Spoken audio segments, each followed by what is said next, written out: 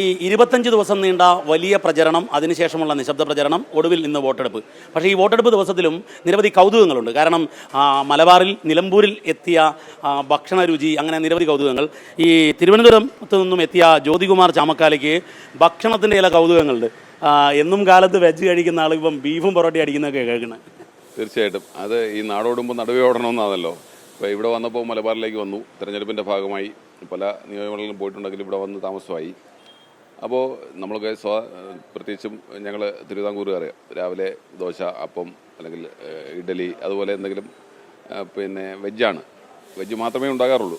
പരമാവധി ഒരു മുട്ട റോസ്റ്റ് ഉണ്ടാകാറുണ്ട്. എന്നാൽ ഇവിടെ വന്ന രാവിലെ സ്പൈസി അല്ല പൊതുവേ തിരുവിതാംകൂർ. ഒരിക്കലും അല്ല. പക്ഷേ ഇവിടെ വന്നപ്പോൾ ഭക്ഷണ രീതി തന്നെ മാറുകയാണ്. രാവിലെ വന്നിട്ട് ഇല്ലെങ്കിൽ വെജിറ്റേറിയൻ ഹോട്ടലിൽ തിരക്കി പോകണം. അല്ലാത്തടത്തോളം കാലം വരുമ്പോഴേ ചോദിക്കുന്നത് സാറേ ലിവർ ഫ്രൈ എടുക്കട്ടോ എന്നാണ് ചോദിക്കുന്നത്.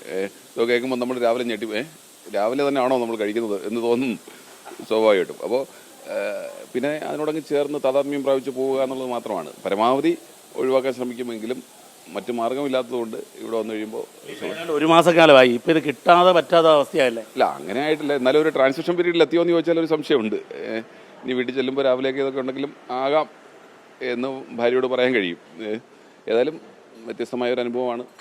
ഇത്തരത്തിൽ ഭക്ഷണക്കാര്യത്തിൽ നല്ല രുചിയോടെയുള്ള ഭക്ഷണമുള്ളവരല്ലേ നിലമ്പൂരുകാർ? തീർച്ചയായിട്ടും നിലമ്പൂരുകാർ മാത്രമല്ല, മലയാളികൾ പൊതുവെ മലബാറിൽ നല്ല സ്നേഹമുള്ളവരാണ്. അത് ആ UDF-ന് അനുകൂലമായിട്ടുള്ള വോട്ടിലും പ്രതിഫലിക്കുമെന്ന് തന്നെയാണ് ഞാൻ പ്രതീക്ഷിക്കുന്നത്. നിങ്ങൾ തിരുവിതാംകൂറുകാർ വളരെ എന്താ പറയുക, സസ്യാഹാരികളും അതുപോലെ സ്പൈസി അല്ലാത്തത് കഴിയുക. പക്ഷേ ഇവിടെ രാവിലെ മുതൽ സ്പൈസിയാണ് ഭക്ഷണം, രാഷ്ട്രീയവും വളരെ സ്പൈസിയാണ് ഇവിടെ. കാരണം രാവിലെ മുതൽ രാഷ്ട്രീയ വിവാദങ്ങൾ തുടങ്ങുകയാണ്. ആ ഒരു അനുഭവം എങ്ങനെയാണ്? തീർച്ചയായിട്ടും തെരഞ്ഞെടുപ്പാകുമ്പോൾ കൂടുതലുണ്ടാകാറുണ്ട്. ഇവിടെ നമ്മൾ രാവിലെ വരുമ്പോൾ തന്നെ എന്തെങ്കിലും ഒരു വിവാദം രാവിലെ ഉണ്ടാകും. നമ്മൾ എഴുന്നേൽക്കുമ്പോൾ തന്നെ TV വെച്ചാൽ കാണുന്ന എന്തെങ്കിലും ഒരു വിവാദം, അല്ലെങ്കിൽ ഒരു മറുപടി, അല്ലെങ്കിൽ എന്തെങ്കിലും ഒന്നുണ്ടാവും.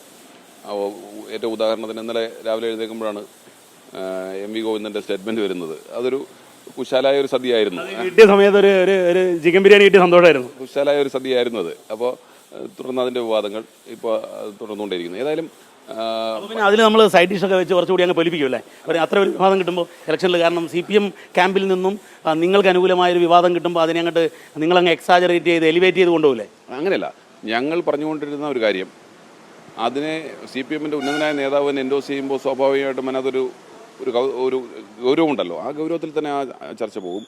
തെരഞ്ഞെടുപ്പാകുമ്പോൾ ഇങ്ങനെ ഭക്ഷണവും പിന്നെ വിഷയങ്ങളുമൊക്കെ ചർച്ച ചെയ്ത് വളരെ ഗൗരവത്തോടെ മുന്നോട്ട് പോവുക. അത് രസമാണല്ലേ ഈ ഉപതെരഞ്ഞെടുപ്പ്? പ്രത്യേകിച്ചും ഈ പൊതു തെരഞ്ഞെടുപ്പിനേക്കാൾ കുറച്ചുകൂടി എൻ്റർടൈനിങ് ആണ് ഈ ഇലക്ഷൻ. കുറച്ചുകൂടി ഒരു മാച്ച് ഫീലാണ്. അതെ, തീർച്ചയായിട്ടും. ഈ പൊതു തെരഞ്ഞെടുപ്പുമായി വ്യത്യസ്തമാകുന്നത് ഉപതെരഞ്ഞെടുപ്പാകുമ്പോൾ എല്ലാ മണ്ഡലത്തിലും തെരഞ്ഞെടുപ്പാണ്. എല്ലാ നേതാക്കന്മാരും ഡീസെൻട്രലൈസ് ചെയ്യപ്പെടും. ഇവിടെ നേതാക്കന്മാർ എല്ലാ മുന്നണിയിലും സെൻട്രലൈസ് ചെയ്യപ്പെടും. നിങ്ങൾ മാധ്യമങ്ങൾ പടയോടുകൂടെ ഇങ്ങോട്ട് വരും.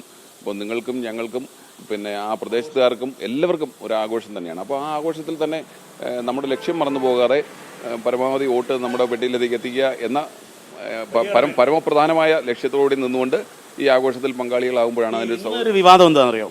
ഇന്ന് VV പ്രകാശൻ്റെ ഭാര്യയും കുടുംബവും വോട്ട് ചെയ്യില്ല, അവർ കണ്ണൂരിലേക്ക് പോയി, കൊട്ടിയൂരിലേക്ക് പോയി എന്നുള്ളതാണ് വിവാദം. അങ്ങനെയും ശ്രദ്ധയപ്പെട്ടിട്ടുണ്ടാവും. എന്താണ് ഇതിനുള്ള പ്രതികരണം? ഒരിക്കലും അവർ വോട്ട് ചെയ്യാതിരിക്കില്ല.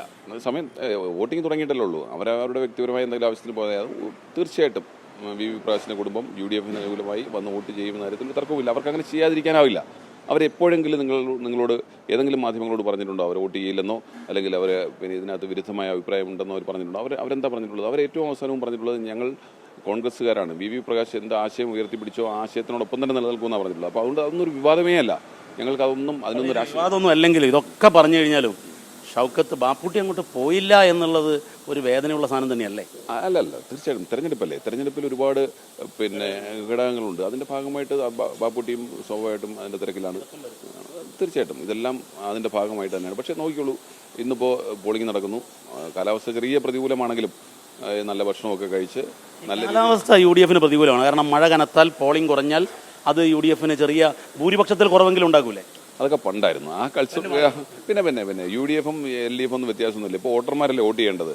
അപ്പോൾ കാലാവസ്ഥ മാറിയാൽ അല്ലെങ്കിൽ പോളിംഗ് ശതമാനം കുറഞ്ഞാൽ അത് LDF-ന് അനുകൂലം. അതൊക്കെ പഴയ ധാരണയാണതേ. ഞങ്ങളും വളരെ മിലിറ്റൻ്റാണ്. ഞങ്ങളുടെ പ്രവർത്തനം. ഇലക്ഷൻ കമ്മീഷൻ നിങ്ങളോട് കടക്ക് പുറത്തു എന്ന് പറഞ്ഞു. പാലത്തിന് ഇപ്പുറത്താണ്, മണ്ഡലത്തിന് പുറത്താണ് ഇപ്പം ജ്യോതികുമാർ ചാമക്കാല. ഞാൻ മാത്രമല്ല, എല്ലാവരും മണ്ഡലത്തിന് പുറത്താണ്. ഞങ്ങൾ മണ്ഡലത്തിലില്ല, പക്ഷേ മണ്ഡലത്തിൻ്റെ പരിധിയിൽ നിന്നുകൊണ്ട് ഇക്കരെ നിന്നുകൊണ്ട് അക്കരെ നോക്കി നിൽക്കുകയാണ്. തിരുപുറം ഞങ്ങളിപ്പോൾ നിൽക്കുന്നത് വടപുറത്താണ്. വടപുറം എന്ന് പറയുമ്പോൾ വടപുറം പാലം കഴിഞ്ഞാൽ നിലമ്പൂർ നിയമമണ്ഡലമാണ്. ഇപ്പുറത്ത് ഇക്കരക്കരയാകുമ്പോൾ വണ്ടൂർ മണ്ഡലമാണ്. ഞങ്ങളിപ്പോൾ വണ്ടൂർ മണ്ഡലത്തിലാണുള്ളത്. ആരും മണ്ഡലത്തിലേക്ക് കിടക്കുന്നില്ല. പക്ഷേ ഇക്കരെ നിന്ന് അക്കരെ ഓപ്പറേറ്റ് ചെയ്തുകൊണ്ടിരിക്കുകയാണ് ഇപ്പോൾ എല്ലാ നേതാക്കന്മാരും തെരഞ്ഞെടുപ്പല്ലേ, ഇതിനകത്ത് ഒരുപാട് അഭ്യാസങ്ങളില്ലേ, അതിന്റെ ഭാഗമായിട്ട് എല്ലാവരും ഇങ്ങനെ സജീവമായിട്ട്. ജ്യോതികുമാർ ചാമക്കല ഇക്കരെ നിന്നുകൊണ്ട് അക്കരെ വീണ്ടും ഓപ്പറേറ്റ് ചെയ്യണം. അപ്പോഴും ജ്യോതിയുടെ പതിവ് സ്റ്റൈലിൽ തെരഞ്ഞെടുപ്പല്ലേ അഭ്യാസമല്ലേ എന്നുള്ളതാണ് മറുപടി. ക്യാമറമാൻ രാജേഷ് വളരിക്കൊണ്ടിനൊപ്പം നിലമ്പൂരിൽ നിന്നും ദീപക് ധർമ്മടം, 24.